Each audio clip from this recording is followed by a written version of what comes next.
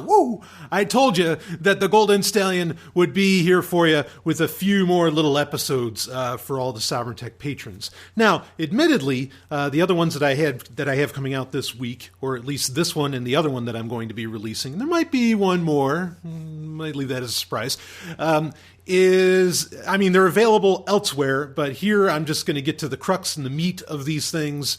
So one of them is edited down where it's just my content, and then the other is very enjoyable. Anyway, you'll see what the other one is. But let's talk about this one here first. I had the pleasure, as I often do these days, of being on Declare Your Independence with Ernie Hancock. I love Ernie, just a wonderful guy. And, he's really, this is a guy that keeps his finger on the pulse of so many things going on, really in the whole world today. But he's a guy that, he's been in the liberty movement for a good long while, and he's got, just like some of his attitudes and what he sees as far as solutions, I just love. Because I agree with them where, I think a lot of his ideas, he calls it leave me aloneism, where, you build the infrastructure over here, and before anybody knows what to do about it or what they can do about it, you suddenly have an entire alternative to all of the to the status matrix that we live in. And I think that's just wonderful. I'm totally on board with that, you build things to end run the entire goddamn system. So anyway, I was asked, it was pretty cool. This is kind of the first time this has happened, where I was asked to speak or to be on the show, not while it was on radio, but actually like afterwards, so that there weren't any commercial breaks to interrupt the conversation.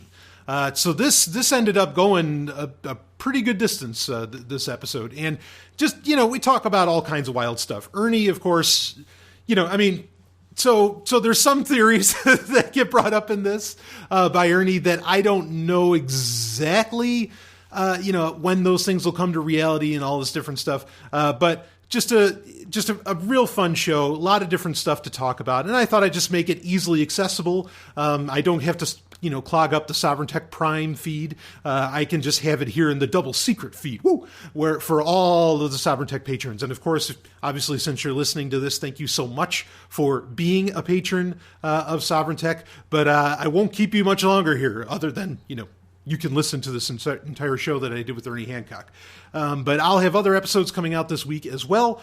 So do check this out. Consider it your little Saturnalia bonus. That's right, because, baby, there ain't no Christmas. And, anyway, enjoy me on Declare Your Independence, totally unfiltered, uncensored, and with no commercial interruptions. Here we go. I'll see you on the other side.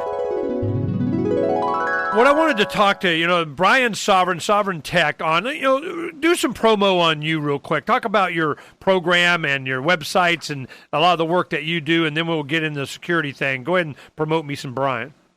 Sure thing. So I host a show called Sovereign Tech. Of course, it's SOVRYN, which is spelled just like my last name. And it's a show that's really all about, just kind of keeping people on the bleeding edge and a lot of analysis of what a lot of the technologies that are coming out and a lot of the real solutions that people can take advantage of. To get real freedom in their life, for one, but also, just again, it's really to keep an eye on things, because as much as the mainstream, news gives you, a lot of lines of, BS, tech news does the same thing, to where they really they don't let you in on everything they kind of, they do what the mainstream news does, where they're telling you sort of a half truth, or they're telling you a truth, but there's stuff that they're not mentioning to you. It's kind of almost lies of omission. And so Sovereign Tech kind of thrives on being able to tell people about some of those things. But then also it's a very fun show too.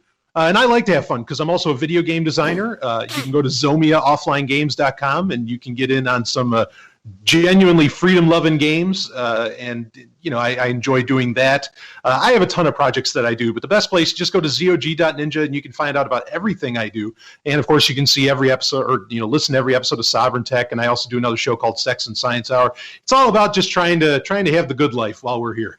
Okay, now that's one thing that I always wondered. I'm going, Yeah, they got every video game on the planet of we're going to laser beam blow up of something, and if you have Grand Theft Auto and the bad guy is going around, well, he's really an undercover guy. He's got to be an undercover guy, Yeah. So I'm just like, isn't there some video game where the goal is to overthrow the tyrannical freaking U.S. government of, drone and whatever the hell?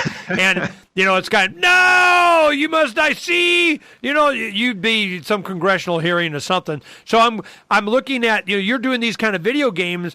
Do we have those kind of options now? Do I, my grandson starts hitting 12, 13. I'm going, yeah, let me show you the game you need to be playing, and they're getting learnified. You got those, huh? Do you?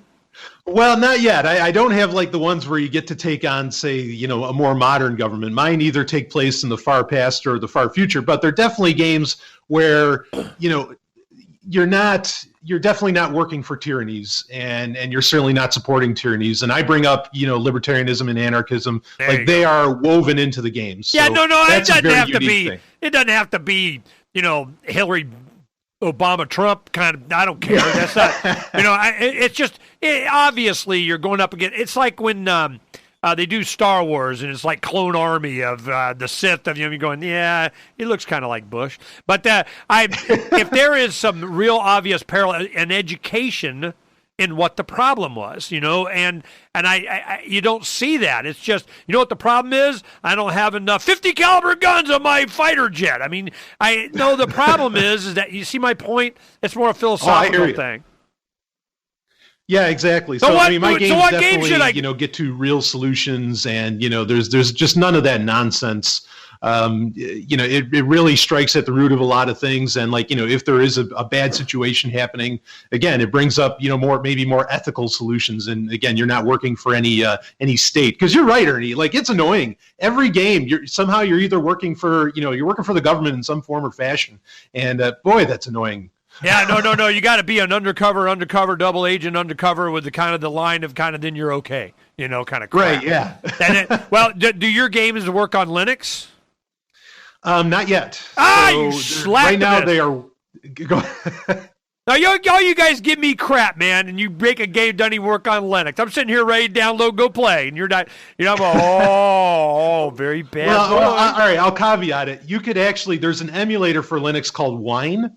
And my games work beautifully in that, but straight out of the gate they don't work yet. But that's coming.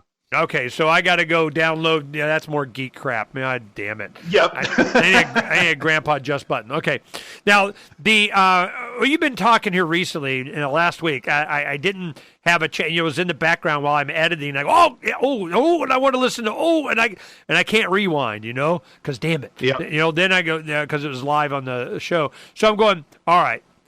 Security, where are we at now? Give us. Keep getting more electronics and more stuff, and oh my goodness, when they got a full body suit of VR and I can go, participate in the invasion of the galaxy of the space babes of whatever, I might be ready to get me a 3D kind of virtual, and maybe not. What kind of, how much am I bringing them? I got my eyeballs up against something to get my retinal scan and connect inside my living room. If they get all the people that were here for the Christmas party, I'm like, what? So where am I vulnerable in VR? Should I just write it off? That I'm never going to want it in my house? Oh, with VR, so... Okay, so that's kind of a big question, or that. There's just a lot to unpack there. It depends on what VR technology you're using. Honestly, with virtual, and I'm very excited about virtual reality. It's one of the few technologies that have come out recently. I mean, it's been around since the 80s and 90s. Hell, I've been waiting on it all my life. I've been waiting on it all my life, man. I'm like, you're right. I remember reading books about it. I'm going to be Captain Kirk on the Starship Enterprise, spinning around in my chair, and I'm going, yeah, baby, that's what I'm talking about. Now I'm like, I don't know, man, if I want them tapping right into my skull and seeing everything and doing and scanning and whatever. So give me the, what I should look for. What kind of seal of approval of this VR in your game? Well, I mean, fortunately, there's a lot of open source projects that are getting involved in VR, and that's step one. If you want to be able to trust something, you want it to be open source. Now, just because something's open source doesn't mean you should trust it, but that's just step one to getting to a seal of approval, like you say. Now, I mean, some of these technologies are a little worrisome. Like there's ones from Intel where they're releasing. Where you don't even have to connect it to a computer. It's literally just the VR headset and, the computers in the headset. However, that has like a million sensors and cameras on it that is designed to map out your world. Now, for run-of-the-mill VR, that's great. But if you're a privacy advocate, well, that raises a lot of concerns. But not all VR, kind of works that way. There's some where it's just a very basic headset with a motion sensor on it that connects to your PC. And something like that, I think you could be a little more comfortable with, and that's really like more the interesting direction that I look at. Well, you're talking about when you're talking about when you're doing a VR headset that maps your world, kind of like the Halo. It's what it does is the walls can have texture. I mean, it's real walls, so you can walk around. You're not running into crap. But the wall is a panel of the starship. It's got buttons and dials on, and the monsters jumping out of the bathroom door or something. I mean, and this is when they start scanning your room to be able to do that. Well, they're taking a picture. I mean, hell, right. It's like walking around Pokemon going everywhere, man. The CIA said, thank you for playing. Now we got mapped inside everybody's house, So I'm going, wow. So privacy is going to be, man, it's going to have to be some effort, and I'm wondering, what is the main private thing that I want to hold into? And I think it would be more thoughts. But what do they want to do? They want to track your thoughts, too. Oh, and put this sensor thing on your head so we can tell how evil thought you are as you're blowing aliens away on your video game. Sure, yeah. I mean, that's the thing is that I think there's a lot of, now, I mean, as far as like what say the graphic ability, or the photorealism of VR, like that can go all the way as far as I'm concerned, let's get it to the point of, the fidelity of a holodeck, I guess. But as far as, what makes up that technology, I mean, yeah, I'm with you. Like that there's very real concerns around the privacy, and I mean, the idea of things that can read your thoughts. I mean, they've developed a lot of this stuff. I mean, not to where. I mean, there's like I've talked about this on my show Sovereign Tech at times. Granted, the room for error, the margins of error should be something that really has no bearing in court, and I think that's what a lot of this comes down to with a lot of privacy stuff. Any technology, I think what a lot of people are concerned about is how can this be used against me in court? It really, we're in a very new world here where there's a lot of new laws getting laid down and there's a lot of new cases getting laid down. For a high profile one that not necessarily has to do with privacy. I mean, it kind of does, but it has to do with, what does technology, like how responsible are you for the technology that you create or use? You could think of the Silk Road case with Ross Ulbricht. There's a lot of this stuff. I mean, we're in very strange ground as far as, the status matrix that we live in, because the question becomes okay, well, so this can kind of read my thoughts, or this could track my eyes or do something like this. And the real concern, I think, for a lot of people isn't so much privacy, even though I think privacy is absolutely a concern that people should have. But the real concern comes down to how is this going to be used against me in a court of law? And I think the technologies that we know of that exist that are able to, say, read thoughts, or where you could literally send your thought over the internet, that's something that's been developed at MIT, okay, great, you can do that, but then, what's the margin of error, and is that margin enough to where I get reasonable doubt, say, if this ever gets held against me? Not even just in a court of law. What if just in your social circles or something? So I think for a lot of people, that that's the underlying concern that a lot of people have is, how can this be used against me, right? That's one thing that I remember. It was Naomi Wolf. I think she made a big deal out of it. Is that when you're being surveilled, you act differently. And yes. you don't really become the person that you want to be, or explore, or make decisions, or make mistakes, and learn from them, or be even punished. I mean, it's like life is a hockey stick, man. I mean, you're going towards the goal, you start to deviate, and it'll slap you around and kind of get you in the narrow of accepted society of the rink, at least, or something, until you go, drone. But I can see that the freedom to just explore and act and fantasize about any and everything. And I'm just going, when they can read your thoughts and you start going off and wandering, the things that I would think about doing as a kid, I go to jail for, And I'm going, I'm not sure that we're going to have a whole new case of law that if they go that route, you can't be prosecuted for any thought. But that's a hate crime. You thought it. And so I'm just... are we trending the wrong way? How much staying power do you think that's going to have on the kind of things you think? Well, I don't know. Law is really never a rational thing. So I wouldn't expect it to be on our side in any way, shape, or form. There's so little understanding of, most people don't even take the time to really understand, their own thought processes. In fact, there's a great quote, which is that your first thought is your instinct. Your second thought is what you actually think, if you're somebody that really processes stuff. And so, if we're going to hold people up against like the very first thing that they think or, any little thought, we're going to run into problems pretty quickly. So, I sort of think that's just like, that would be so outlandish, and we just don't even have the server space to even like hold all that, that's a future that probably won't come. But I'm just guessing as far as that goes. I've been around long enough that you'll never be this because it takes too much power. That'd be transfer of data. No, that'll never happen. You'll never have live streaming video on the internet.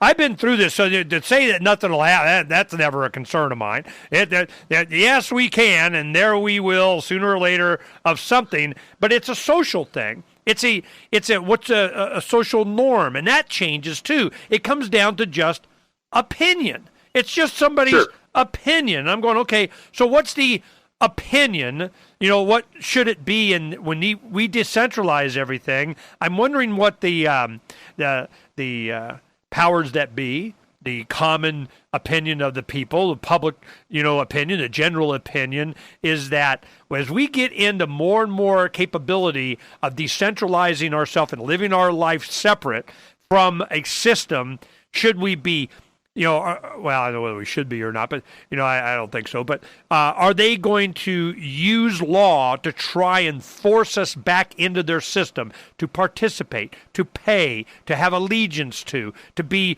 subservient? Are we have enough support for the liberty movement that as we try to escape, the crabs aren't going to be trying to pull us back into the bucket, or we just have the tech that we're just going to escape anyway, and you can't grab my leg. You see what I mean? Yeah, absolutely. Well, this is one of the more hopeful things, especially when it comes to like privacy and all this, is that I think we can, and that is people that are interested in, personal freedom and all that. I think we can build the technologies, and some of them are already here, that would allow us to effectively disappear from the system. Because one thing that we're realizing is that the NSA, the CIA, all of them, they rely as much as we as just, everyday people rely, say, on Google or on whatever internet service we happen to use. They seem to rely just as much on those services to do their business now. In fact, this is, in a lot of internal documents, they talk about how, the ability to do physical, SIGINT, to do physical intelligence gathering is like a lost art, for the NSA and the CIA and all this. So like a lot of these people they're really relying on the system, on the big bad internet, as I often call it. And so if you or we remove ourselves, I think, from a lot of these services, and I think you can effectively disappear. Because that's like, it's very hard for me to not believe that part of the reason they're so big on algorithms and all this is they're trying to automate surveillance as much as they can. But a lot of that is really imperfect. I think it's going to continue to be imperfect for a lot of very practical reasons. And I think the technologies can exist, will exist, that allow people to just end run the entire system itself. Now, not everybody's going to even want to do that, but if you do want to, and it's going to take a little bit of work, I think it's going to be possible. There's you brought this up about automating technology, and let me write this down so I don't forget. When they're talking about Mitt Romney being Secretary of State, I'll bring this back. I know you're going, what the hell is he talking about? When Mitt Romney, you're talking about him being Secretary of State, and then they have a couple other meetings, and they go, yeah, it's for his daughter to be part of, and they're making nice with it, yada yada. And I go, think about it. You want intelligence? Who has boots on the ground more that speak the language, that lives with them a couple of years than Mormon missionaries? They are in every part of the globe. They speak the language. They go in, and all of a sudden Mitt Romney goes into, Lumpur of who gives a crap of the, Malaysian hinterland of Cambodia, Laos, something, and he just goes, yep, send in the local Mormon missionaries, and I'm going to get my human intelligence. And I'm going, just the thought process in that, whether that's true or not, it's not even the point. My thing is that all of this reliance on digital and technological, trying to superficial. It's like the James Bond movies where they have I can do more by 9 a.m. in my pajamas than you can. The whole kind of, yeah, but man, you're going to need somebody in the field. And I'm wondering, all this automation that they do technically, they can paint almost any kind of picture of anybody they want with selected data inputs. And I'm going, I'm not feeling they're even going to be better served. Their bias is going to, target Virgil for doing cell 411. You see my point? It's just not, it's not even based on any reality because they don't know somebody. A computer does. Right. Yeah, no, I see your point. I mean, there's a couple, that's an interesting thing. I mean, the idea of like being able to paint people, however they want to, right? Because, I mean, you could almost make up something digitally and all this. I don't know if I'm getting off topic on this, but I mean, there is an argument to be that some people make. I don't really agree with it. I kind of want to go in the opposite direction, but some people have this idea of what they call radical transparency, to where you don't hide anything about yourself. You show everything about yourself. That way, effectively, nothing can get, like, if anything got made up about you, you could say, no, look, this is what I do. People would know you just so well, they know that was an alien characteristic, that is being applied to you, or it is a ridiculous accusation being made against you. Some people want to go that route. I'm actually far more interested in the other direction, to where, you potentially, like I say, you hide everything that you ever do, and you effectively don't exist to the system itself. Well, if you open about everything, either you got to be comfortable with every freaking whim that you have, and then of course it's like, whatever you want to physically hide something, my gold is not there. But the anything that you want to experiment or try to be. I can think of people that, for a whole week they want to, explore everything about gender authorizing of their anatomy, or they want to do. I want to go to a hedonistic brothel bar of gay, bathtub San Francisco Caribbean, whatever the hell, anything. I want to go try and be a Muslim, anything that you do, or you want to learn how to, shoot, or you're buying your first gun, or anything that you would think that, it doesn't matter. It can totally put you in a position that, it's not you, or you don't care, or you were just thinking about it, or you had too much, wine or something. And I'm just, do you think the next generation, younger kids, they're kind of, no, I don't mind being open because I don't mind being open. Do they really realize what that means? I think we're going to find out just how much. I think the coming generation, kind of the Snapchat generation, or whatever you want to call it, I think we're really going to discover how much they actually care, about, or what like what you're describing, what that means, what that real openness means, and what's going to come out of it. I think this is one of the concerns. There's a lot of people, people that I think you and I, Ernie, would say are, very intelligent and just, great people that, they're sort of with pride when it comes to privacy. They're like, well, yeah, all right, I get it. I'm handing over my privacy and I don't care. But we haven't really been in this world, in this surveillance state. I mean, yeah, there's been a surveillance state for forever in some form or fashion. But like the one where people are voluntarily contributing to the surveillance state, that's a very new thing. And I don't think we have enough data, enough evidence, enough research. I mean, there's research that says people act differently when they know they're being surveilled, but we don't know really what the overall effects of this openness or of the surveillance is, or this lack of privacy that people are willfully handing over at times. What that is going to do to the human condition. Right. Entire we really humanity. don't know. Humanity. I mean, I'm thinking that the diversification, the distributed nature of humans, even geographically and philosophically, and their circumstances, and it gives us some safety in our diversity. It provides a lot of different ways of doing things and see what works best. And as you get into this totally open, you're not private anymore, and you're just kind of conforming, or it's just that humanity narrows and it narrows and it narrows, and all of a sudden it's a 1984 book. You're goose stepping to whatever, and I'm going, I'm not feeling. And it starts with things like in China where they have citizenship scores, and they start putting them on their tender accounts or whatever their equivalent is. Yes, I'm a 93.8% citizen score, man. Tell your mom. You take me home. So this is where I think we're going, and there has to be a rage against that machine. If there's not, I don't think humanity will reach its full potential.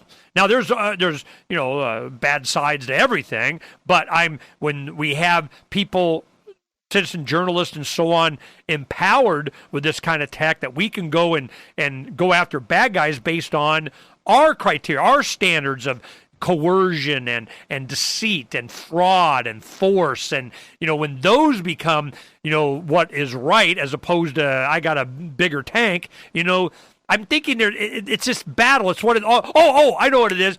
In the most recent Star Wars, there was the bar owner of the Yoda replacement character. Yeah, Maz Kanata. Yeah, right. What's her name? She goes, against the war, the battle or the war or something. And Rey goes, what war? Well, the war there's always been between good and evil. I mean, that's the only war there ever's been. You can call it Sure. Dark Side and Sith and that and Empire and what, it doesn't matter. It all comes down to, the Pizzagate people versus not. I mean, that kind of thing. So I'm just going, it's always good versus evil. And I'm going, who defines what that is, and how would you define it? Oh, wow. Yeah. I mean, you're hitting on a huge thing, Ernie. I totally understand. One of the things is, and this is where, personally, the state is a genuine problem. There's absolutely no question about that. But I think one of the bigger issues is what allows the state to thrive. And that is that people, of course, think it's okay, or that it's necessary, or something like this. The social norms or social mores, you kind of mentioned this earlier. If we kind of got to let people be what they want to be. A lot of the social reinforcement that goes on with so many different, attitudes and platitudes that really constrain people. I mean, we've got to get people over the fact that, know what? A guy and a guy can love each other. A woman and a woman can love each other, right? I mean, these things used to be considered anathema and all this. And I think that, as much as I want to concentrate on privacy and all that, if people could just learn to accept differences and learn to accept, people's choices, as long as they're not harming somebody else, I think a lot of these technologies would largely be meaningless, because it would kind of go back to the fact that, would it be held against you? Would what you thought of or what you did, would it be held against you in court? Well, no, because people don't think it's wrong anymore. That's. You're really onto something there, yeah. Well, this is what the reason I'm so concerned, and I wanted to have you on. I think I talked to you about. I don't know if I told you about the Arizona Pirate Party thing. I told you about that, didn't I? Yes. Okay. Yeah. So we're making progress on that. You go to ArizonaPirateParty.com. You kind of see some. That's not even the art that we're finalizing, but you kind of get the rough idea of different categories, and that's why I wanted to have Virgil on. I'm going. We're talking about decentralization of emergency services, transportation, and even labor. Liberty Labor app or something. I'm going, you start doing this and you demonstrate that you're making the collective, the status, the state obsolete. They don't go quietly into that good night. They don't like, man, you're freaking, you're a catapulter, man. They got videotape of you winging cats into cactuses or something. I mean, they gotta make you look bad before you even get started. And it's interesting. Virgil comes from Romania. He was there protesting in the street. They took Ceausescu out and shot him. And I'm going, you went through this, man. Don't tell me it doesn't happen. Seriously. So this is a security, what I wanted to focus on. What are some of the things that I can do? Because I am not I'm a big privacy advocate. I don't do it. And the reason is because I'm just like, it's too much work. I really don't care. And I'm just like, I don't trust it anyway. I'm not as skilled in to think I'm private. Every time everybody thinks they weren't. You get sucked into that false sense of security.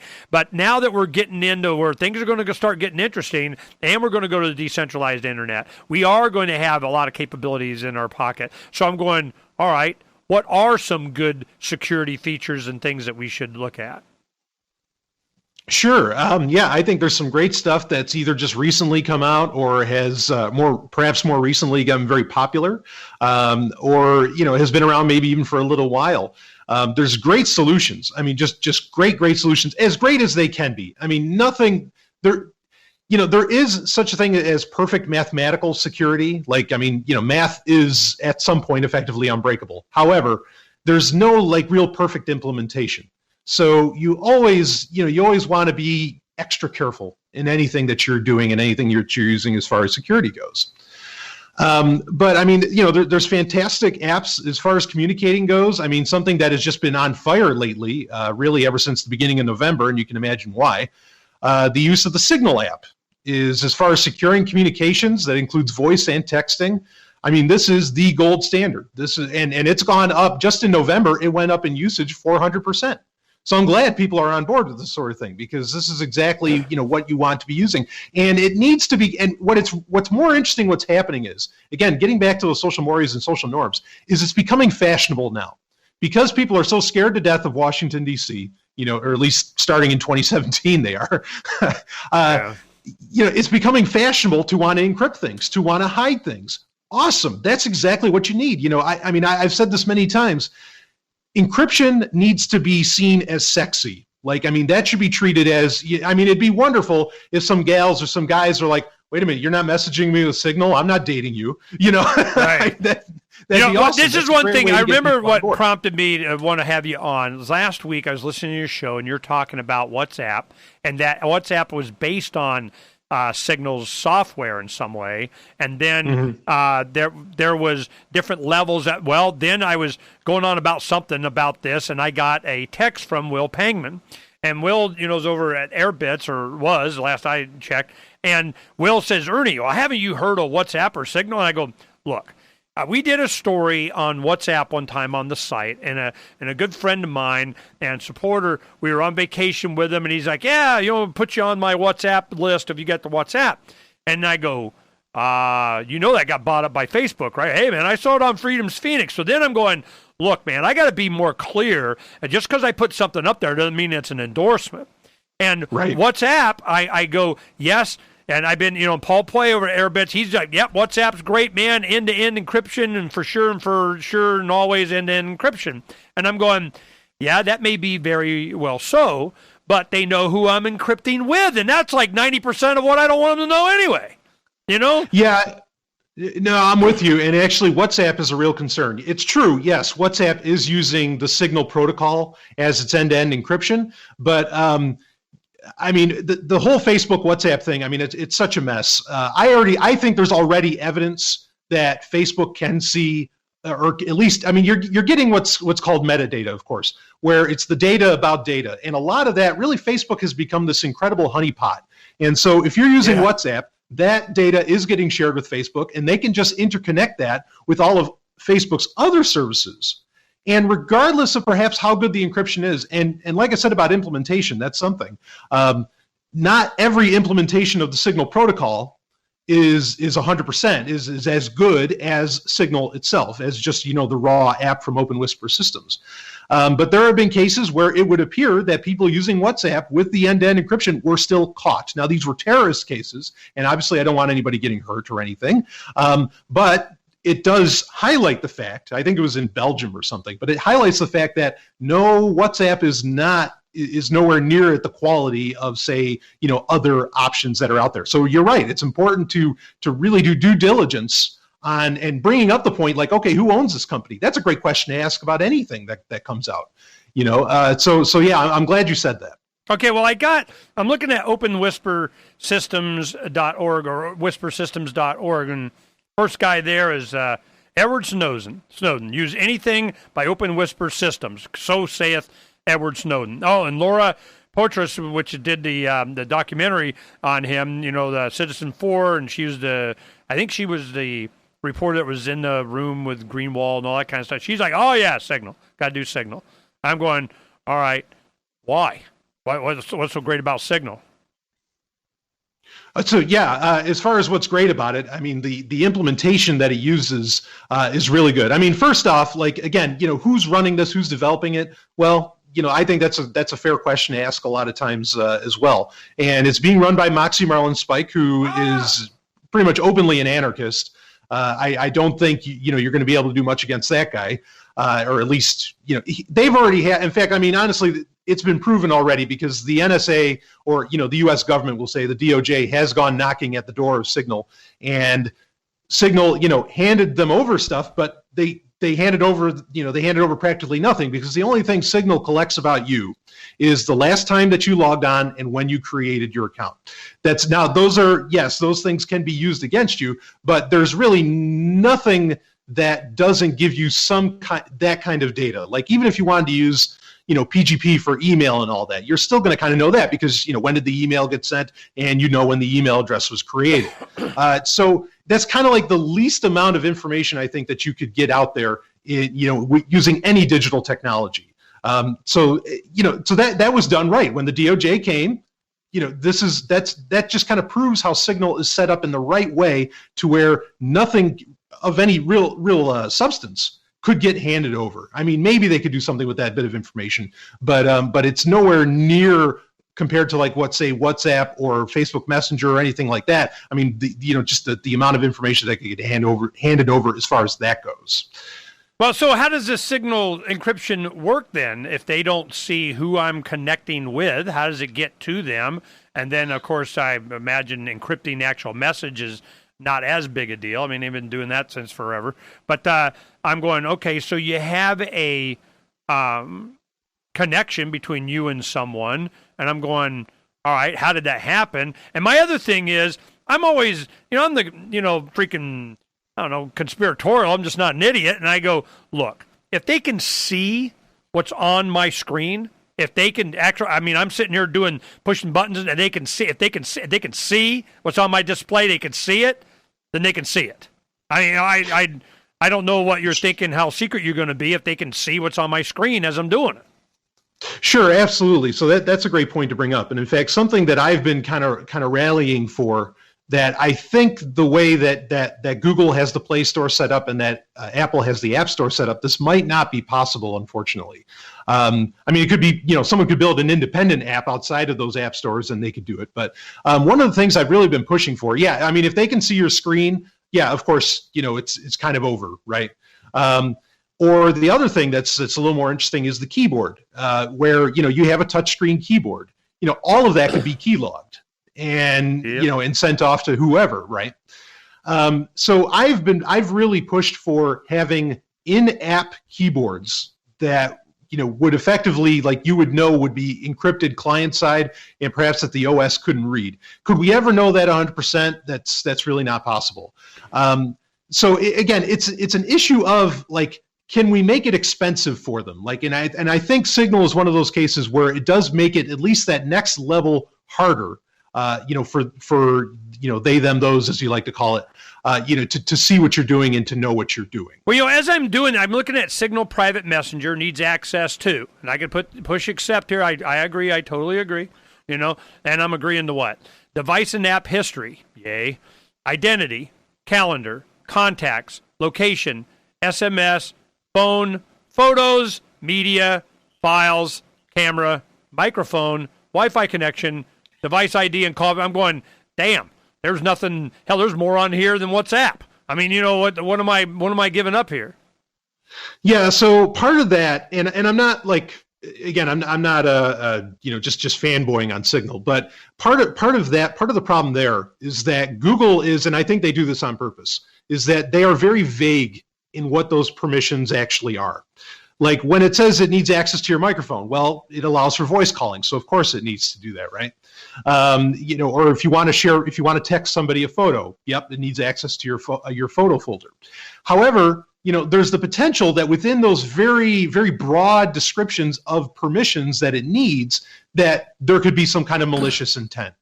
And I appreciate that fact, like that there could be, some of those permissions could be allowing for all kinds of crazy things. For example, Facebook Messenger asks for even more than that. But when it says it needs to access your microphone, what Facebook Messenger actually lets you do. Now, not everything that asks for permission for your microphone can do this, but Facebook Messenger can. It actually can call with your phone. Like it can make a phone call for you without you even telling it to. Now, what's that going to get used for? I mean, that's, in my opinion, that's scary as hell. So part of the problem there is that the permissions are very vague in what they're actually allowing something to do. They could be doing all that and it could be totally benign. But, then there's others where it could be very malicious. Well, who are these guys? Malicious. Well, who's Whisper Systems? I got Snowden say, yeah, anything Open Whisper Systems does, yeah, you go there, it's all good.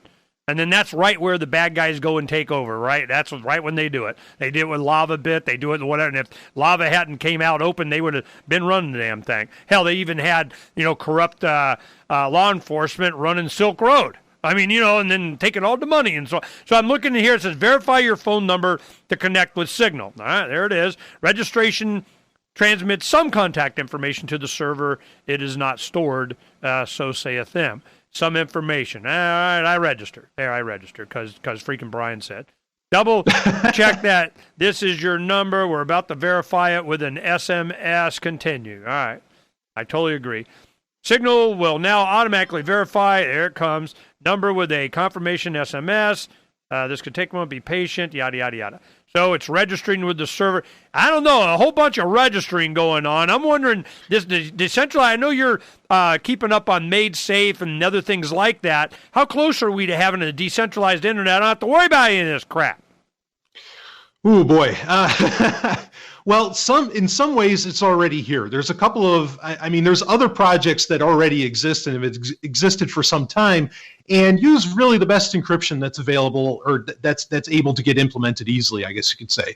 Like there's software called RetroShare, which I'm a huge fan of, but I can't get anybody else to use. But it's not like it's kind of easy to set up, but it's not like, click and press a couple buttons, kind of like you were with Signal, right? What really needs to happen to allow for that internet, I think more so than anything, is the idea of mesh networking needs to become a whole lot more commonplace. And recently, the newest version of Bluetooth, which I think it's in 4.2 that they started implementing this, and it's definitely going to be a part of Bluetooth 5.0, is allowing for its concentration is on mesh networking. Now, it's not like the Bluetooth organization is somehow interested in freeing people or anything like that. They're building in mesh networking because they want Internet of Things devices to be able to communicate. However, that same technology with the right software could be used to create this decentralized internet that can bounce all over the place and potentially all around the world. And who's going to shut it down when it doesn't have a central point of failure, right? So I think we're getting a lot closer because now a very popular technology like Bluetooth gets put into every single device you can imagine, from the computer to a phone to a watch. With that coming out, I think that is going to make this a lot more viable. People are just going to have to be able to take advantage of it. Okay, what do you mean it makes it more viable, having all these different devices? What are you saying? Well, because people they won't need to buy a separate device. They'll automatically have like this newest version of Bluetooth, a couple of years down the line. I mean, it's already getting put into some devices, but for it to be like really widespread, it will already be built into all of these devices, and so people could actually use it. For example, and this is something I'm surprised hasn't really happened yet, but there is, and I'm not saying to trust this app or anything, but there's an app called FireChat. And it originally came out for iOS devices. It came out for iPhone because iPhone had built into it what's called MHCP, which or MPH, something like that. It was multi-peer connectivity framework, so MPCF. Sorry, and that allowed for two iPhones to communicate without any other radio signal whatsoever. No cellular, not even really Bluetooth necessarily. I mean, it used certain bands, but I mean, it allowed for devices to work with each other without any internet. And I'm shocked that Apple hasn't really taken advantage of that, and only a few apps really have, kind of like the aforementioned FireChat, where you could, it was being used at protests and everything because people, no matter what the government did to shut things down, they'd have to literally turn off their phone. Not saying they couldn't do that, but the ability existed for people to communicate without relying upon some kind of central form of communication, being a Wi-Fi signal, like a Wi-Fi tower or a cell tower or, hardline or whatever. Let me give some application for that, how that came about. I remember it was like, 4 or 5 years ago, Open Garden was the beginning of that. And when Open Garden came on, we had, I had it was Paige Peterson. She came on. Yeah. She was talking about that. We met. That's the first time we met her at Pork Fest. And then I'm like, she couldn't answer some of the technical stuff. So eventually we got the Russian guy to come on and explain it to us. So I had the developer come on. We talked about it. And you could see that his philosophy got in the way of its success because from each according to their ability to each according to their need kind of thing. Because the idea is that I have Verizon on my phone. I go to Pork Fest. It probably had a better signal than most at the time there. And I had access to the Wi-Fi. I opened up Open Garden. Anybody that was on Open Garden could use my access to the internet on my phone.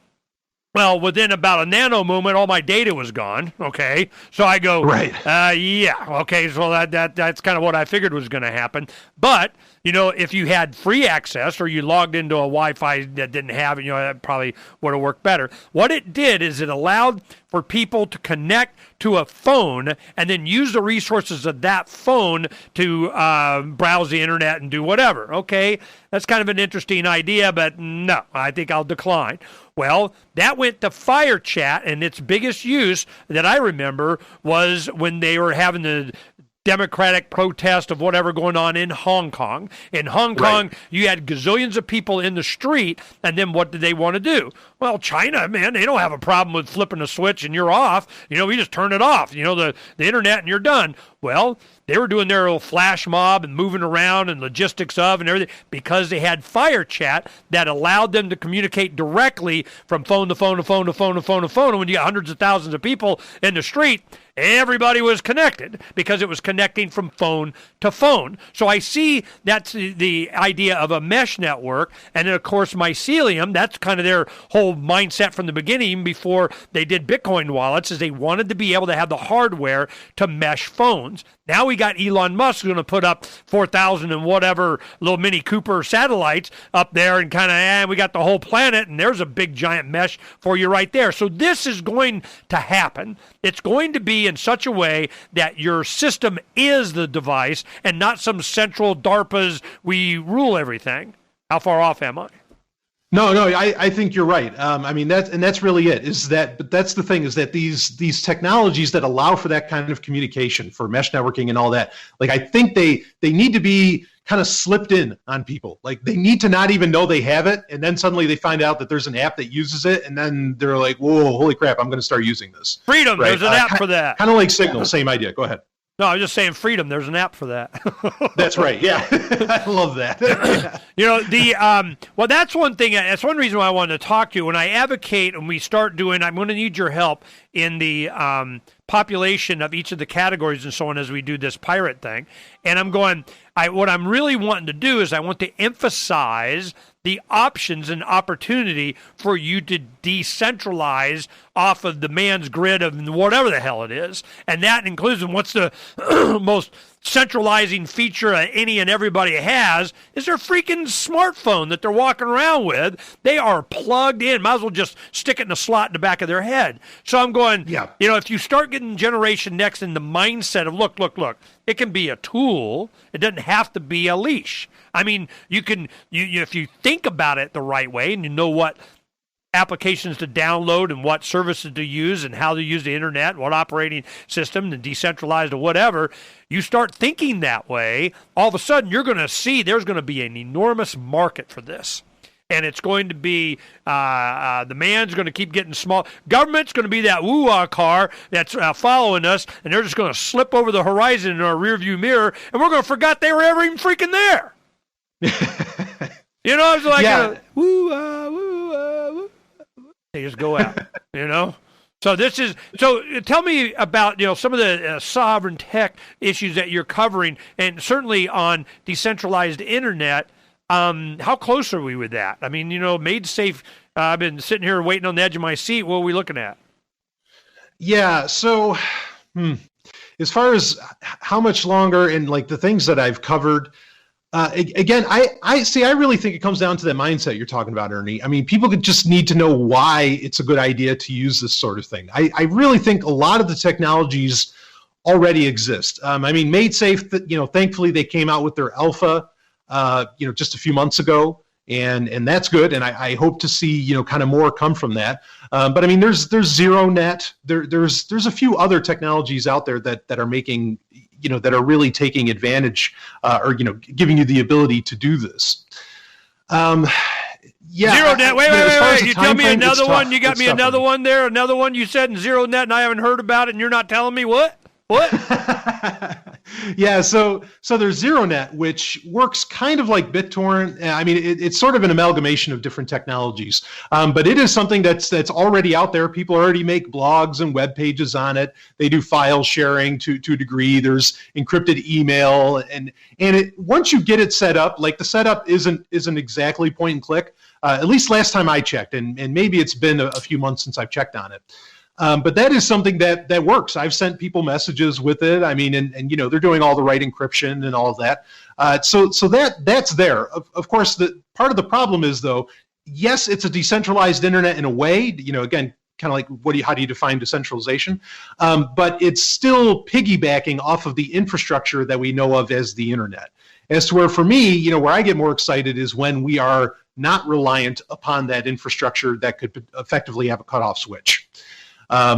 So there's ZeroNet that's out there. Like I said, there's RetroShare. That's another one that's out there. Some of these technologies really already exist, and they could work within smaller networked areas very well in the way that I think you and I want. Well, what are you thinking about the satellite opportunity? Here comes, of course, Facebook wants to do a plane and Google a blimp, and it's on their internet. Oh, yeah, it's free Wi-Fi to the internet of Facebook. And I'm going, oh, yay, can't wait to sign up for that one, But the you have, you don't know. Elon Musk may even, I don't know.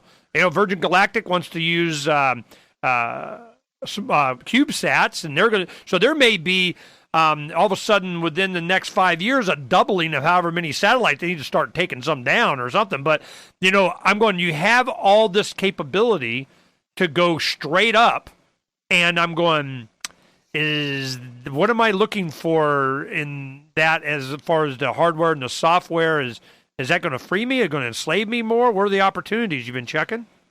Yeah, well, I don't really trust Elon Musk in anything that he does. I mean, that's just my personal take on him. I see he's one of those guys. I kind of mentioned when I first came on today that like there's a lot of between the lines stuff that no, these companies aren't lying to you, but they're also not telling you a lot of things.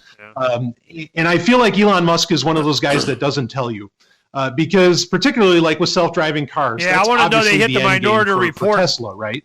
They hit the minority report button, and all of a sudden I'm delivered to the man. Yeah, exactly. Right. Yeah. Good, great analogy. I mean, but, there's that issue of it, but then there's also just the issue of is that, most engineers in the self-driving car space will tell you that the only way self-driving cars are really going to work to where, it fits within the margins that are, margins of error that are acceptable is if everybody's in a self-driving car. That is absolutely unacceptable to me. Like, no way.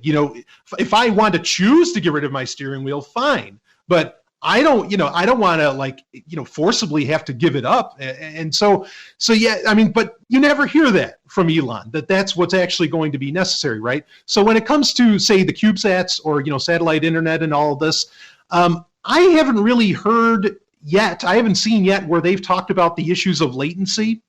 Because satellite internet is already a thing. I mean, if you're on a yacht or if you're on some cruise or something, largely you're using satellite internet after a fashion. However, the problem is that when you're trying to get through, the various aspects of our atmosphere, you start to lose signal. You run into latency issues. Now, how you can solve this? One of the ways you can solve this is if you use drones. Okay, and drones are like a middleman that connect from, say, the CubeSat.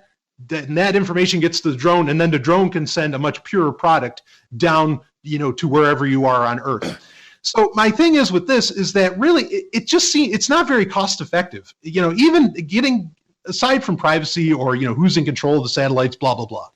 It's really not a cost effective way to do things. As to where I think mesh networking, where you're just bouncing Bluetooth signals or some other protocol, between devices, and it's already built into the device.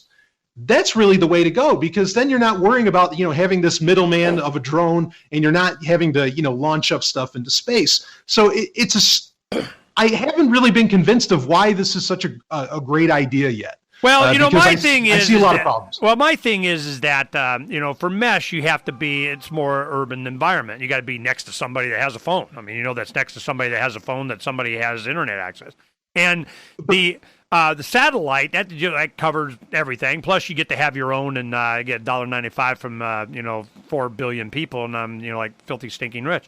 So this is there's a lot of motivation there. I did check on the latency, and my ping now at Cox Cable on a good day is I get 20 milliseconds, for it to connect. Well, they're going faster than 20 milliseconds on the satellite because it's only 400, 500 miles up. They're not going geosynchronous. That's why they need so many. And then the other thing is they're going, a gig up and download. And I'm going, or more, 20 gig and crap they're talking about. That's why they need to, instead of a CubeSat, get like a Mini Cooper thing. And I'm going, damn. So that kind of answers that. I mean, it's going to be high speed of, whip ass. But it's like what you say. It's like, who do you trust? And I'm just right. And I tell you, the one reason why I lost a whole bunch of, I'm feeling good about this, is the first thing he does. I don't know if it was a PR move or what, but he asked permission from the FCC. I'm like, screw them. What if I'm out of Guatemala, man? I'm asking the FCC. They can suck it. I don't give a crap what they say. So that's kind of yeah, I mean, that's the thing, too, is that Elon Musk, like most of his businesses, rely on heavy-duty government subsidies. Now, you could say any business relies on that, but he in particular, he is egregious in how much government money he takes. I worry about him, and I'm still, that's interesting that, that they're going for the lower, and I think I had heard that they were going for a lower orbit effectively, but that's still, I don't see it as cost-effective a solution as, say, I mean, there's other technologies too. There's Li-Fi, which is, laser wireless effectively. Yeah. Now that requires a degree of line of sight, but even that they're kind of working around. I just think there's much easier solutions than going with all these satellites. Well, we're going to find out, because it's all going to come down to somebody who's got some money. Because I got money. If you can get somebody to do some money. And the fact that he's raised so much on doing all his other crap, And the one thing on the subsidy thing, I really paid attention to that. And it was like, hey, man, I'm for doing away with all the subsidies right after you do away with all the oil subsidies. So I'm like, all right. So right now, when you're looking at a decentralized internet, are you on pins and needles waiting for something? Is it close, or it's not quite here yet, we shouldn't worry about it? Is there something I should be paying attention to? Where are we at? I think the thing that really is going to put it over the top is that new version of Bluetooth, and then one of these apps that really they already exist and they just need to take advantage of it. But that's what they do, is they take advantage of it, and then it becomes practical. To really use that. That's what I'm looking for to really happen. And then the other thing is the mindset, is just making it cool, making this whole idea of not handing everything over to a server and all that, somehow getting people to understand that, hey, that's awesome, And I'm not saying I know how to make it cool or anything, but that's really the area that I need, that I think needs that improvement. But interestingly, that's really all we're waiting for. A lot of the other stuff is here. Okay, now I downloaded the Signal and I waited for this one thing to ask you. It says, use as default SMS app. Tap to make Signal your default SMS. So Signal, it can be work like a regular text app with people that don't have Signal? Yeah, it can. Right, it can take over as your SMS. Like it can take over for your stock messenger, SMS messaging app that's in your phone. If you didn't hit it yet, I wouldn't hit that. I generally don't set that up to where it. I mean, and you can turn it off too if you already did hit it. But, no, I'm waiting. I'm waiting. But while I was waiting, I got Nick Dark Cloud. He's like, "Welcome to the future." And Doug Scribner, yo, what's up? I'm going, well, that was secret. So I'm like, I didn't push the damn button yet, and they're already, seriously. Well, if I can, Ernie, let me address this because this is something that isn't like perfect, but there's a reason for it. Okay. The fact that, so like as soon as you get Signal and you install it, like the permission said that you read off, it asks for your contacts. So it knows, who your contacts are. And if they share Signal, it lets them know that you're now on Signal, right? Now, the thing is that, and people have a right to understand this, or a right to criticize this, is that, hey, it uses my phone number. That's kind of a centralized database. That sucks. Like, that's not very private, which is what you just encountered, right, Ernie? Right. Well, yeah. Much as it is, yeah. So, but here's the thing, is that using a phone number is just the easiest method of authentication between two devices, and that's why it does that. I agree, it's not the way I'd like things to go. I'd love it if they could use usernames or something else. But there is actually kind of a good reason that it's that way, and it makes it the most, that's what gives you your just button is using the phone number. So, but yeah, it is funny. Like as soon as you get on, everybody suddenly knows. I probably just got a notification now, and I just don't have my phone with me to look at it. So, welcome to Ernie. Okay, then I got somebody here. Say, hey, Ernie, how did I work my way into your contacts? Is this the Ernie Hancock of Freedom's Phoenix and Declare Your Independence? Tell Donna I said hi, and this guy in some country, if I don't even know who this guy is. Let me see. Right. South Twin Mountain Country Store. Oh, it's a country store guy from Twin Mountain by Rogers Campground. What? I go, this is, all right, man. You told me to do Signal, and there it is. Yeah. I'm like, yes. Hello. Well, all right. If I can, or go ahead. No, I'm just, I just want to make sure that, I'm glad we did this live on the radio. I just want people to understand when they put all these permissions and you're doing it through a Play Store and you're not really, yes, you can have access to all my whatever. And the same thing happens with WhatsApp. Same thing happens with Signal. And the big thing that I was concerned with was not so much, what do you think that, something happens around the world or around here or whatever, what does the man think I'm going to be saying to people? Something about that, or I'm going to something.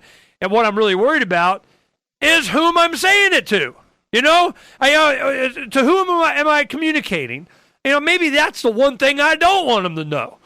So I'm like, seriously, I've had like Boston Tea Party. Boston, he's all about privacy. He wrote a book about it and privacy or whatever. And one time he got these calling cards and he calls me and I recognized, I didn't get the phone in time and I see the number and I called it back and he goes, how'd you get this number? I go, it was a caller ID. He goes, are you kidding me? This is one of these, super number call things supposed to my girlfriends they didn't know and kind of, well, that didn't work. So right. you got to really know more about it to understand. I had talked to Derek and some of the other guys about this one thing. I said, is there any way to have to where they can't see what's going on my screen? They can't have access to it. They can't do it. What would it take? And it'd have to be its own separate device, like a Raspberry Pi with the open source of kind of whatever the hell. Then it gets to the point to where, well, hell, you might as well have to go to ham radio. You got to broadcast it from somewhere, and then the only people that can decrypt it are the ones that have the private key, but they have to be in a broadcast mode that everybody gets it from everywhere and only you can read it or something. Where are we going to get to the perfect, what I got to do? Come whisper in your ear? And then they hear it through the brain chip they got on you and the Matrix style of whatever. I mean, damn. Feel me? Yeah, no, I totally, I agree and I understand completely. In fact, I mean, I have a website called Dark Android. It's the darkandroid.info is the website for it. And the very first kind of chapter or section in it is about anonymity. How to personally achieve anonymity, not with your electronic device, but with you. How do you interact with the digital world and continue to be anonymous? Because I agree, like the only way that like you can really be certain about this is you have a separate device set up, and on that device you are not Ernie Hancock or you are not Brian Sovereign. You are somebody completely different, and and then you kind of go forward with that, setting up different things like email with PGP, which is still my favorite way to communicate, and thankfully that's become a lot easier in the past year. So yeah, I totally understand that that's kind of necessary. I mean, I think the solutions, ironically, like, yeah, the whisper in the ear, it kind of almost takes that. Like, I mean, and this is an old idea, and it has a name that some people will laugh at, but it's called the key party. Now, it's not like the key parties in the 70s. Those are great. I'm not saying they're not, but the key party is where you're actually at you're at a meeting with people and you actually do share your private keys or your keys and fingerprints with each other effectively. Your digital fingerprints, say like with PGP. And that sort of thing, I guess I feel like maybe everybody at PorcFest just kind of has to confirm with each other or something. Like that's really, I can't imagine how any other way that it's going to work. That doesn't mean that that's not possible. I don't know how that would end up, looking what that would look like. But I think hopefully we're going to find out. A lot of people, that was one thing that with Virgil, when he comes on, he does, Virgil Vaduva, when he does Cell 411, he was waiting. He had skills. He had the ability. He saw what people were trying to do. And he's like, I got to do this myself. Yes, you do. So he did. Well, what are some of the things that, you're thinking you're going to have to do yourself other than having a freedom-oriented video game where the good guys whip ass on the collectivist? I mean, what's some of the projects that you're working on? So I don't have any projects that are like directly I am a programmer, but I'm not really working on anything necessarily in the kind of the crypto space or in that sort of thing. I'm definitely happy because I can speak these people's language. I love to highlight them, and let them, let people know that these things are out there and they exist. Like a recent project that I'm very excited about that's now out in the world is Zcash, which I actually, last week's show, I had Paige Peterson on, and we talked about that for a good long while. And this is, just a phenomenal, this is that anonymous Bitcoin that people have been wanting for years. So Zcash is an interesting thing. So, I don't have anything like directly that I'm working on, but I love to keep an eye on the space and let people know, what's coming out and what's happening. I got to tell you something. Go ahead. Here's something that you'll like. I had, what the hell? God dang it. Peter Schiff. Okay, Peter Schiff was on yesterday. Had Ron Paul on this morning, too. So yesterday I get Peter Schiff on, and we start getting off into gold money. Have you seen Gold Money or Money Gold or Gold Money? I think it is. Let me see. No, I don't think I have. Okay. This is good. Now, I thought it was the same thing that, he had been going on about when you did a credit card and it, you had an account with them and it was in money and you would transfer grams of gold as you spent your Visa kind of thing. But it was only available to those that weren't U.S. citizens.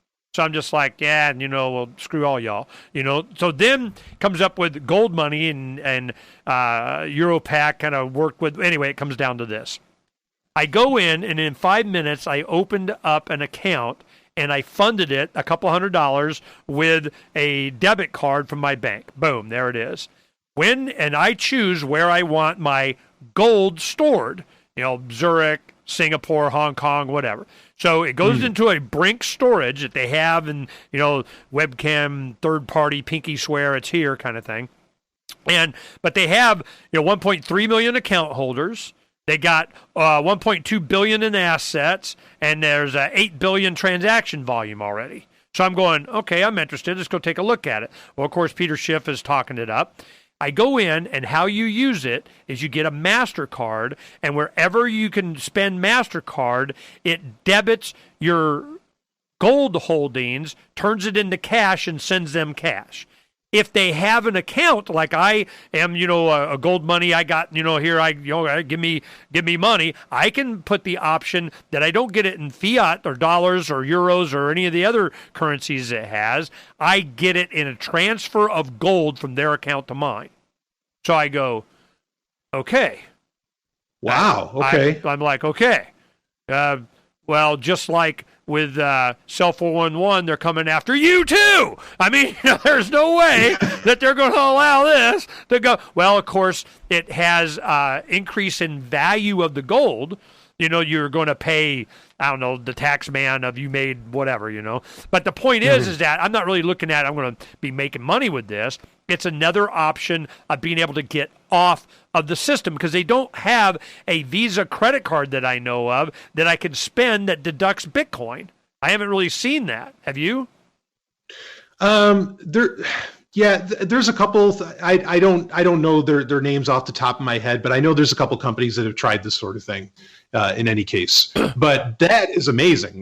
Just go look at it. Goldmoney.com. Gold Money? Goldmoney.com. And I already did. It's $37.31 a gram. Now in U.S. And when you buy in, they only charge you 0.5% to buy the gold. And I'm going, wow. Well, hell, there's a reason right there. Now the big problem is, of course, I don't have physical possession of it. Okay, so I guess you can do that too. You can do whatever, that's, deeper in. But, my thing is I go, all right, this is what I want to test. If I want to decentralize myself from their money, I can't use Bitcoin for everything. That's another thing. At Paul Play on, I did, invested, did their $500 minimum if I went and kind of whatever so I can have one say. Okay, this is my say. I go, tell you what I want. Let me tell you what I want. I want every time that I use Bitcoin, it automatically goes to my Glidera account, whatever, and refunds whatever Bitcoin that I used. I go, because I use Bitcoin because it's so easy. The problem is I spend all my Bitcoin. So I'm going, I need to, as I'm using it, I want to keep my Bitcoin. I want to keep it up. So I may not, I'm not like making money or saving money. That's not the point. I like to keep my Bitcoin as it's sitting there. As I'm using it, I lose 1% or 2% as I'm using it and they refund it or whatever. And I'm good with that. I don't care, especially if I'm letting them Madel probe me through Glidera anyway. But I'm going, so I'm, is that an option? Okay, maybe, that'll come in. Well, I'm going the same thing with the gold. I go, can I replenish my gold? I put on there and say every day, every 7 day, every 30, I put in however many days I want, that it automatically just takes from my bank account and just buys a couple $100 worth of gold or 1,000 or 2,000 or whatever. So I'm going, all right. So I go to Donna. How many bills do we pay? With a credit card. Well, it's a phone bill and this bill and that bill and the whatever bill, the bill. And I go, well, I'll put that much in gold in this account and you pay it with that MasterCard, and I just took the dollar out of the equation and we're moving around gold and they can suck it. Boom. Yeah, absolutely. Boom. So I had Peter on for 2 hours yesterday, talking. I go, all right, now explain this to me. I'm not believing you entirely here. So what you're saying is, I mean, you listened to yesterday's show, this gold money thing. What it did is it turned gold into Bitcoin. Okay, I'll listen to it, but how did that like explain that? What? Well, no, I mean the features of Bitcoin. It made it easy. Yeah, right. I see what you're saying. Yeah, okay. But even then, I could go to Roberts and Roberts. And I just take my, Bitcoin and have it, turned into gold. Or here I can have my gold and turn into Bitcoin. Or it turns gold into useful digital online money with a credit card, and it immediately deducts what my holdings are. I mean, how decentralized is that? Well, I mean, if anything, I love the signal that much sends. As it can be. Just the fact that, or what that says. It's like, no, I am spending gold, here, and I think that is such a huge statement to make. Regardless even of setup, that is awesome.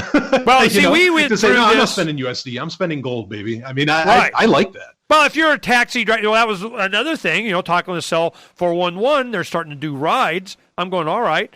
Well, and even Schiff said that. He goes, if you're a taxi driver, why wouldn't you want gold? Well, I mean, there's a lot of reasons. But, I mean, I'm sure there's somebody, they have one of these accounts. You can pay, like with Cell 411 Connect, they're going, you can take whatever money you want for however much in the discount of that. I said, you know what? You give me gold, you get a freaking discount. Silver, discount. Bitcoin, discount. Cash, not so much. See, this is happening. This is the point why I wanted to do, these shows with you guys and do the pirate thing, is because so many people don't know. They don't know how close we are. I tell you how I see it. It's when Walmart will never go out of business. Walmart, the big buy, they're too big to fail. Never going to. And I'm going, man, you guys don't understand. They're on such a tight margin that even a little bit, here in Arizona, they just passed an initiative that it raised the minimum wage to $15 an hour. And I go, yeah, what robot company, funded that one? Okay? Because what's going to happen. Everybody and their grandma's going to be replaced with a robot if they can, as soon as they can. Better be learning how to fix robots or buy a robot, go work for you. Yeah. So I'll buy me a Tesla car and he can go drive people around and he can haul them to the jail. All right? So I'm going, all right, I vote that we have money that you can't track of all this stuff that I'm going to be doing anyway, and here's some gold. And I can see the promotion of this decentralization of a way of life having way more impact on these big box or the big government or the big system, because they're on such a tight 1%, 2%, 3% margin, even a little bit of shift, and all of a sudden the insurers go out of business. Yeah.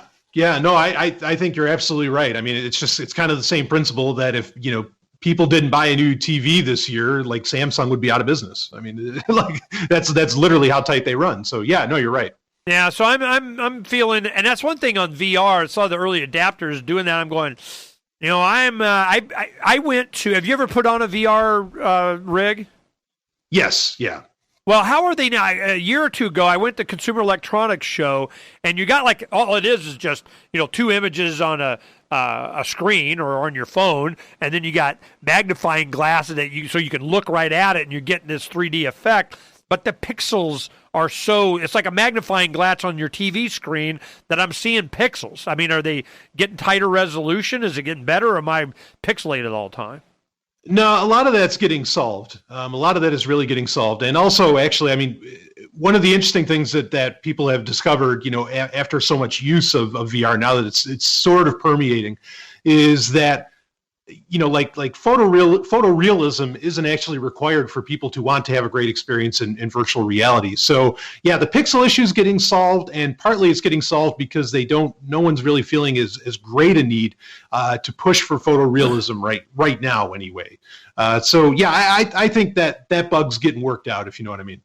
Yeah, no, I'm going, because I did some of the rides and, doing the mountain biking. That's kind of cool. And then all of a sudden I prefer not going over that cliff. But, it was it lost the realism because you could tell you were in a game. The latency they're starting to, it looks like they got kind of taken care of. But I'm going, God, do I want to get one, on sale after Christmas this year, or am I waiting? Because I always said, I've got decade-old TVs. I got a 42-inch that's at least, 6, 7, 8 years old, and I'm going, all right. I get the Q-Box, Google streaming, whatever. I'm going to get me a Kobe. I'm going to watch any of that, and it doesn't recognize on my TVs. So I'm going, oh, screw you, man. They want me to get a smart. They're going to anal probe me that way anyway. So I'm just, God, you guys are killing me. And I'm wondering, do I wait and I get, something that really works, and then I'm getting anal probed, or do I wait until the next third, fourth generation Snowden-approved VR, and Brian Sovereign says it's okay, and they're not going to, get into my brain and suck my thoughts out of my head, Yeah. I mean, I would, unless you really want to be like in on VR very early, I would wait, because I think the ones that are going to be where it's just the headset itself, I think that's really going to be the future of where a lot of this goes. And those could be handled in such a way to where I think you could handle a lot of the privacy concerns. And also, I think that almost puts a small limitation on it that'll maybe keep it from, going too far, and maybe even from getting to the NSA with whatever you don't want them to get. So I would hold off a little bit yet for at least another generation or two, maybe. In the 90s, I had this thought for a short story that I did, and all of a sudden I'm thinking this. I'm going, when this happens, I'm going to know we're screwed. And then you started seeing progress on this, and this was the idea. I'm going, at some point, they're going to have a device that sits on your TV, and it's going to add smell. There's going to be a track that and all of a sudden later there was a young man out of India that came up with these 5 chemicals that in combination could do almost any smell. So now they have like on a movie film, you'll have a track. There's a magnetic. You have the film. The video. Then you have the MP3 or whatever it is. You have the audio, and then you just add another track for smell. Now they have it for surround sound, and they're going to have it for 360, I turn my head and view around behind me kind of VR stuff. So I'm going, okay, what happens when they add smell to the battlefield of Braveheart? Now, is that going to add to them? Like, okay, that might be kind of cool. But then when they start getting into smell, then what's going to stop them from, they're already doing a hertz level of my brain is zombie-eyed watching this damn screen anyway. They start doing smell, and they have chemicals that trigger different things. And then all of a sudden, I see a Hillary Clinton commercial, and I want to have sex with her and vote for her. Then you know something's screwed, man. You know what I mean? Yeah, no, oh boy, do I hear you. There's tons of research on through the use of video and other sensory technologies to control a narrative in your brain. Like there's the God helmet, there's all these different things that are absolutely real. I really understand that concern. And it actually, in a way, kind of on a funny note, it's something I'm running into right now. Can you even buy a dumb television anymore? Can you buy a television that doesn't have all this crap in it? Not even just smell stuff, but just all the nonsense that they put into the average television today. Even Netflix or something like that. I don't want it. I just want it to be a dumb tube. They're not tubes anymore, but I just want it to be a dumb tube, and I'll plug in what I want into it. It's very interesting that is becoming much harder to find. Well, I wonder, does anybody? They'll make a market out of it. I'm wondering if it's JoJo out of South Korea, if we make and you're not surveilled camera of something. Because, here how many times have we had hacks where somebody will hack into somebody's Connect and they send back signal onto their screen showing, a boy and girlfriend sitting on their couch. Ha-ha. Yeah, this is what I can see. And literally, this happens. And I'm going, yeah, that makes me warm and fuzzy. And then you got the Google or Amazon Echo or something in there. Hey, Google, find me, get me, do whatever. Even on my phone now, I go, hey, Google. Or okay, Google. Okay, Google. And it goes, yeah, what? Oh, I was sitting here listening the whole time. Oh, I feel better about that. So our world is going to be totally, and I'm wondering, I remember one of the commercials they had, it was 4 guys in a 4-door pickup truck going, and they're looking at their phones, not yet. They keep driving, hill and dale and over the ridge and through a river. And no, not yet. And they go further back and they go, yeah, we made it. They were looking for someplace they didn't have a phone signal. And I go, I feel you. Because remember, years ago, I've been going to Pork Fest, almost a decade. But I remember one like 7 years ago or something. One of the 9 years, it was 2008, I think it was when I went to my first one. I go to Pork Fest, and all these young kids were enraptured by the idea that they didn't have any phone signal. They do now, but back then they were like, wow, look, no phone signal. My head's up. I can play. I'm running the grass and actually go do something, And I saw over the years what would happen. Their heads started going down more. And they're pretty much kind of a little bit up more. They're not, they're not as bad as anywhere else. Everybody's got their head down. But you see what I mean? It's just as we get more and more access to technology, just get sucked right into it, and we need a cultural awareness from Brian Sovereign Tech, to kind of help us. What kind of tech should we expose ourselves to? Why and what to look for? That's what I'm hoping you can help us with. Yeah, absolutely. And then that's a huge goal of mine, is to make sure people know, like what can you use? And I think, again, all these, kind of nightmarish technologies, I think that you're describing that could very much become a reality. They are now. Right. If they are not already. Yeah, exactly. All of these things, again, as much as they put it onto people, I think that the powers that be sort of rely, again, and I sort of said this earlier, but they rely on you using them as well. They're going to rely on you using them, and in that reliance, they are going to rely on them too, as a way to control you or whatever else. There was a great video that got leaked by The Intercept, and it was a Pentagon training video. This was just, I don't know, maybe a month or two ago. And in that, it laid out a nightmare scenario for the U.S. Army, where they said that effectively in 20 years, there's going to be entire kind of alternative ecosystems of humanity that they won't be able to control because of various technologies that are coming out. Everything's going to be encrypted. They're going to have their own money. They're going to have this. They're going to have that. And when I see that, that's actually when I saw that video, I felt very hopeful because it's like, okay, as long as we can let people know, just don't buy into all this nonsense. Don't buy into this technology or that technology. Then you can hide from the entire system. What was the name of this video? What would I look for that video?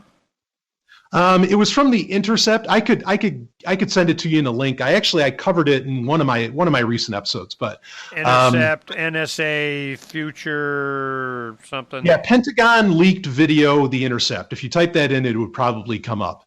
But it's so funny because you're watching this video and they're the government's terrified of what the next 20 years is going to look like, but they're making it sound like that you're just going to be overrun by terrorists when it's like no, like what you're really terrified is that there's going to be a bunch of people that are going to realize they don't need you anymore. So I saw it as like a hopeful video, even though it's supposed to be very somber.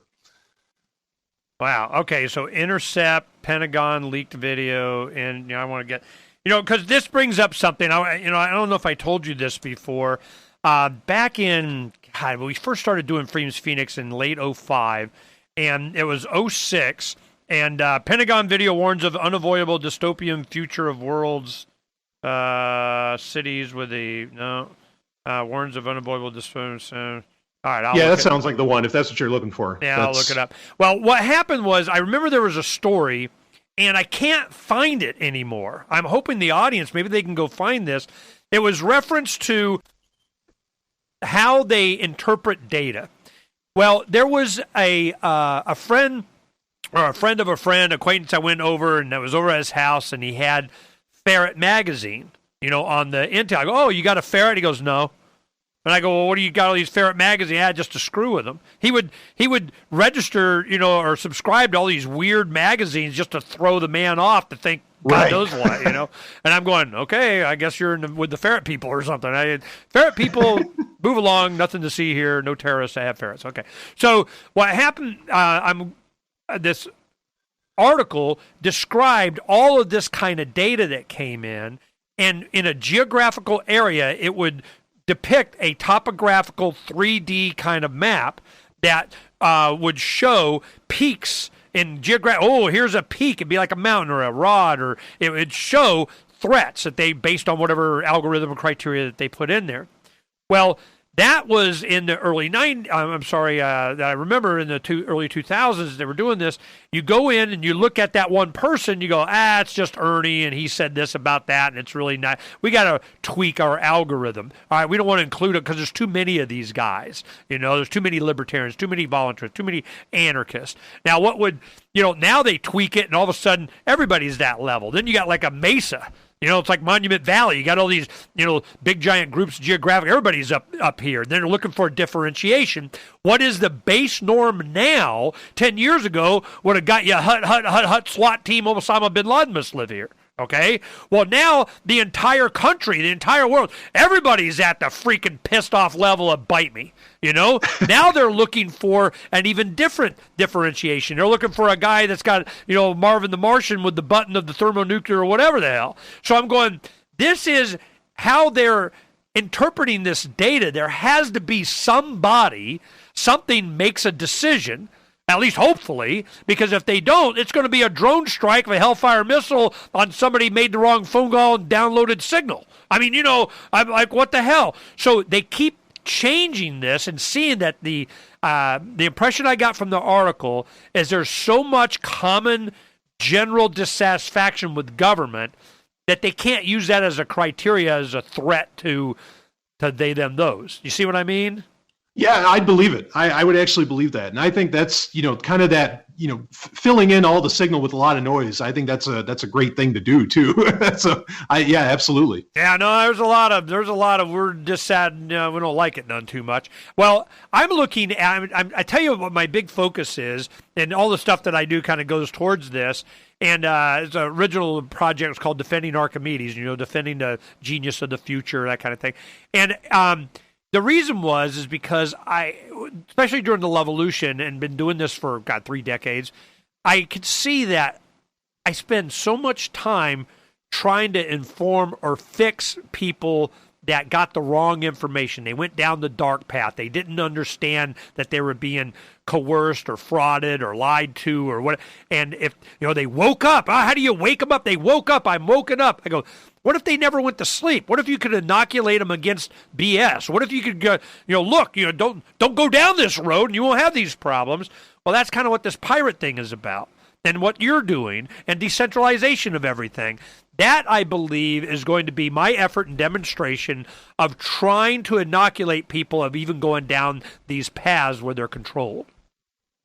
Absolutely. And I applaud all of that. I think that is so important. I mean, yeah, no doubt about it. Education solves everything. And so if we can create better facilitators of that education and create the tools and make people aware of the tools, man, I mean, yeah, it can be a pretty great future, in my opinion. I'm always hopeful about the future. I really am. Even though I get kind of downer about some of these technologies, I still think the future is going to be amazing. Oh, yeah. Well, right after my show, who was on? Brent Vanott.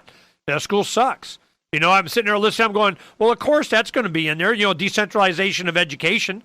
How am I not going to put that up? Decentralization of transportation, decentralization of information, of communication, being able to just have a signal. Decentralization of power, of water, of food, of media, journalism, open source, crowdsourcing of we just freaking know.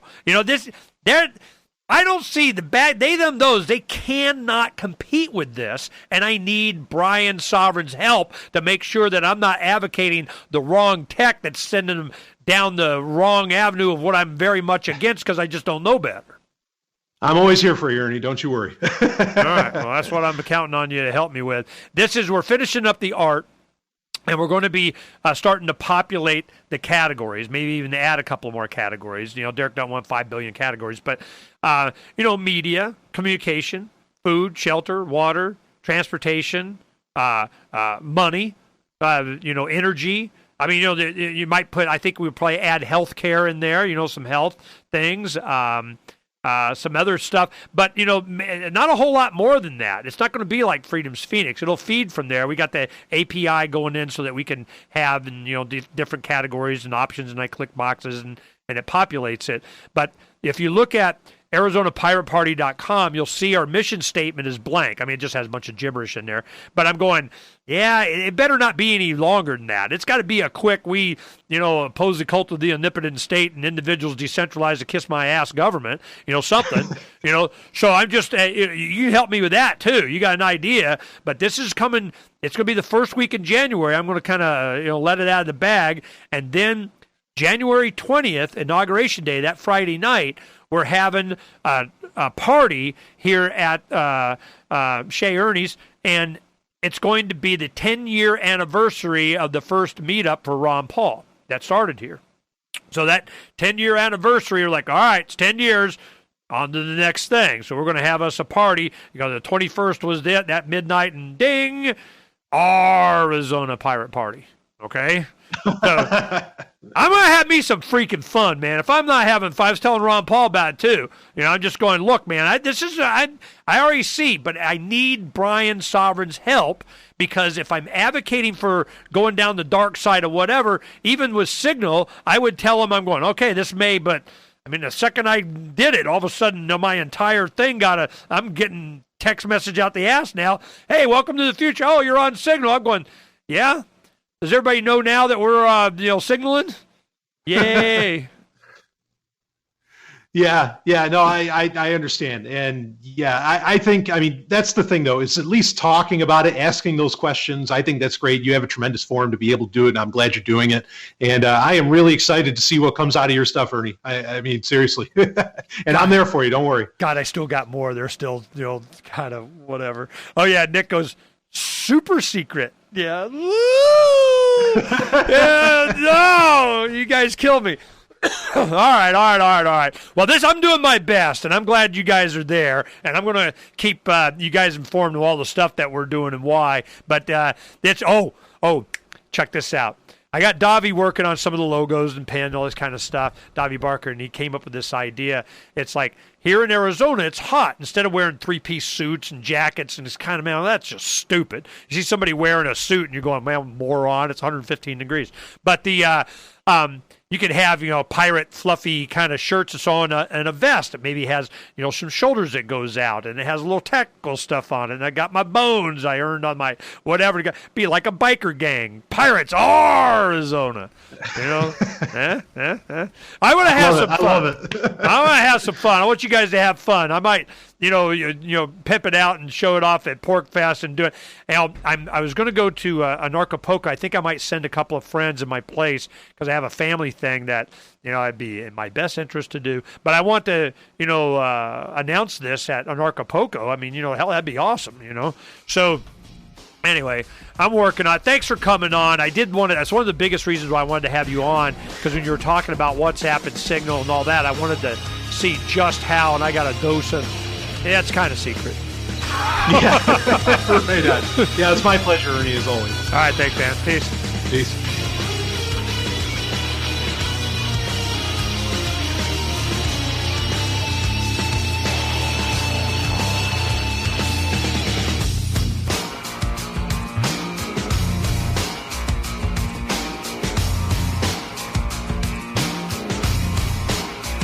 You just experienced Sovereign Tech. Go to sovereigntech.com, that's SOVRYN tech.com, and connect with us there. Find links from today's show and catch our podcast feed. Sovereign Tech is copy heart. Copying art is an act of love, and love is not subject to law. So please share the show however you like. Welcome to the evolution.